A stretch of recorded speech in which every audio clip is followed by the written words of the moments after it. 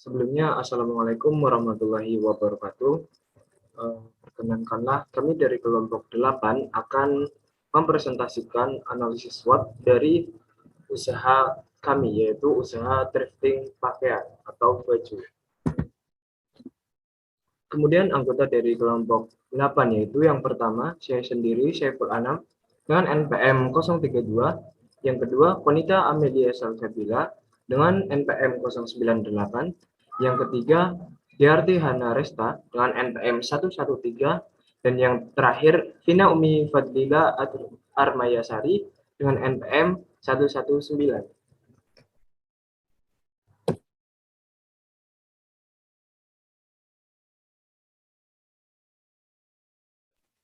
Nah, untuk selanjutnya itu ada sedikit pengertian dari thrifting pakaian.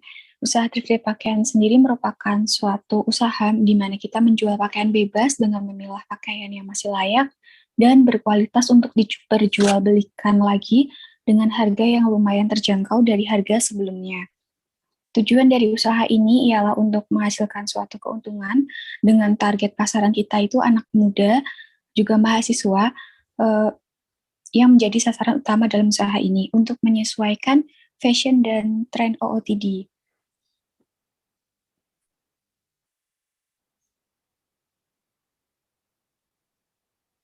Nah, di sini ada analisis SWOT. Yang pertama itu ada strength-nya, yaitu kelebihan atau kekuatan dari kenapa kita memilih usaha ini. Itu yang pertama itu harga lebih terjangkau daripada produk yang lainnya, karena bisa dibilang ini bahan bekas.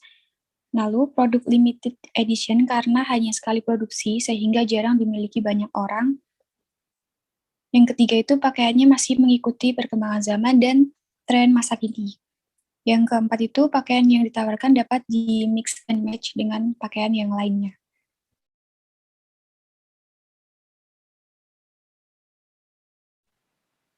Lanjut untuk analisis SWOT yang kedua ada weakness atau kelemahan.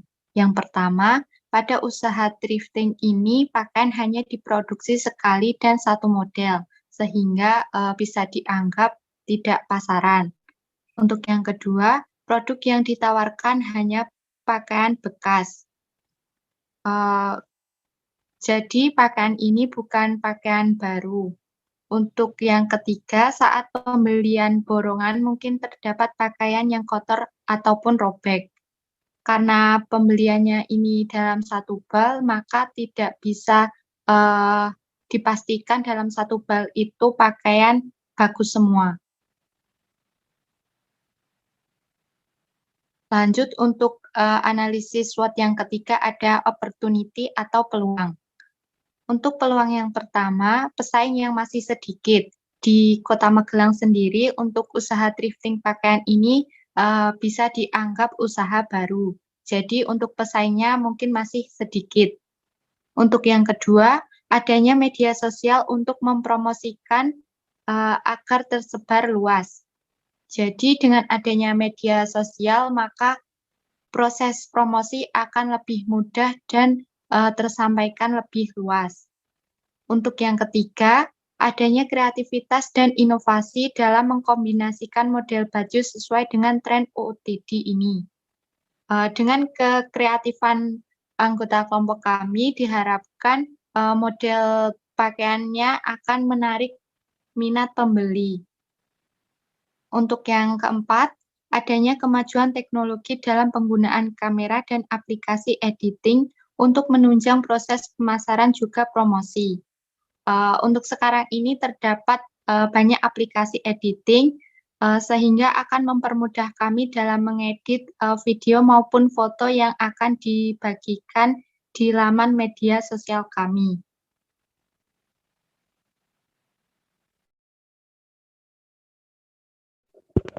Selanjutnya ada thrifty atau ancaman, yaitu banyaknya pesaing lain yang mulai membuka usaha thrifting dengan banyaknya toko baju di Magelang. Selanjutnya ada persaingan dalam metode pemasaran dalam aplikasi belanja online seperti Lazada, Tokopedia, Shopee, dan lain-lain yang mempermudahkan dalam membeli berbagai kebutuhan OOTD.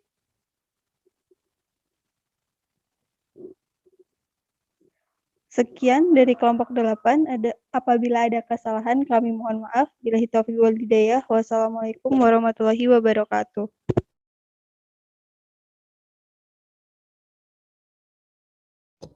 Baik, untuk selanjutnya kita akan melanjutkan ke sesi tanya jawab atau mengkomentari dari kelompok 5. Kami persilakan.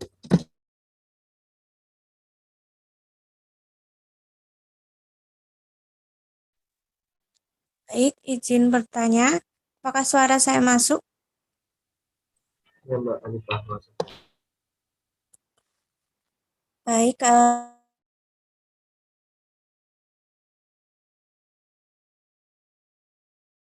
dari kelompok 5 izin bertanya, baju bekas. Nah, teman-teman ini dari mana mendapatkan baju-baju bekas tersebut dan caranya itu apa? Apakah teman-teman itu mengumpulkan dari teman-teman sekitar atau ambil dari baju-baju yang bermerek dari luar negeri atau bagaimana? Terus tadi kan juga sudah dijelaskan dalam pengumpulan baju-baju tersebut pasti ada yang tidak layak, ada yang robek. Nah, itu nanti baju-baju yang seperti itu pengolahannya akan dikemanakan seperti itu. Terima kasih. Baik, terima kasih atas pertanyaan atau komentar dari Mbak Alifah. Berikan kelompok kami waktu sedikit untuk mendiskusikan komentar dari Mbak Alifah.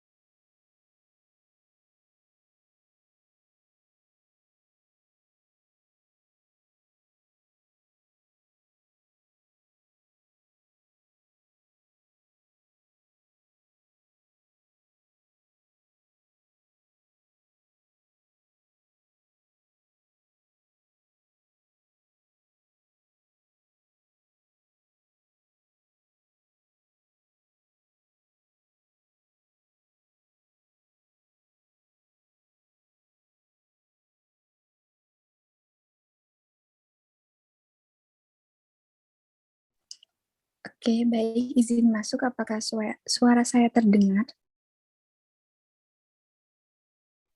Terdengar, Mbak Vina. Baik, di sini saya izin menjawab pertanyaan dari Mbak Alifah ya.